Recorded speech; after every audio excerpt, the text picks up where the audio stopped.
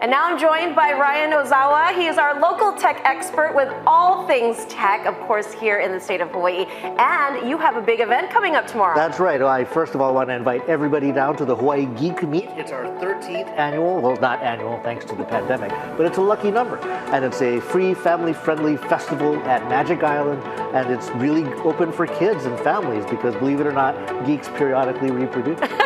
It's a chance to really get local entrepreneurs and people, just techies involved. Creative people, artists. Yes. We even have a guy who said, I'm bringing my bongos down. But, you know, stormtroopers dressed up, but astronomers with their telescopes.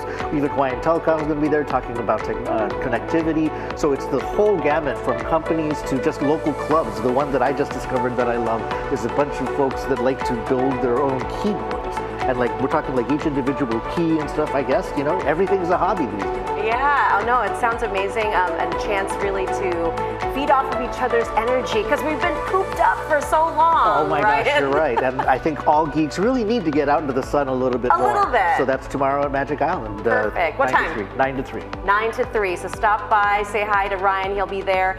And then another big event coming up is this coding conference, a competition. Yeah, it's called the HACC, the Hawaii Annual Code Challenge, and it's actually a hackathon organized in part by the government because they want to tap the creativity of the community to come up with solutions to help deliver government services better.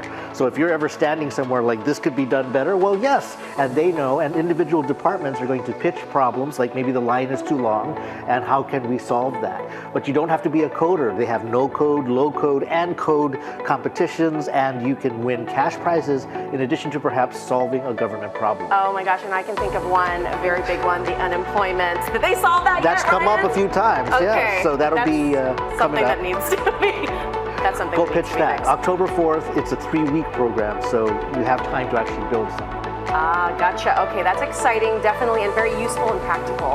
And then, of course, the Pacific Tech Conference coming up. That's another biggie. That's actually a first-time conference. It's sort of an evolution of an earlier conference, but it's really focused on government and federal funding. Now, before you fall asleep, you know, Hawaii is a hotbed of federal spending, and in fact, we don't always get our fair share of that funds because you need to have companies here that can take advantage of it. So this Pacific Tech Conference on the 24th is to help local businesses, even mature businesses, figure out how to tap into that and help them bring their innovation to federal government. And it's always a challenge to get funding for any startup, also specifically, and Pacific Islander, I guess, native Hawaiian businesses. Yeah, exactly. Right? That's very true. And again, it's a very complicated process. Can't even imagine what the paperwork is involved, so I'm sure they're going to cover all of that. Okay, very useful. Those 3 events, plus more. Of course, you can always subscribe to Ryan Ozawa's own newsletter, of course. All techie things if you want to get involved.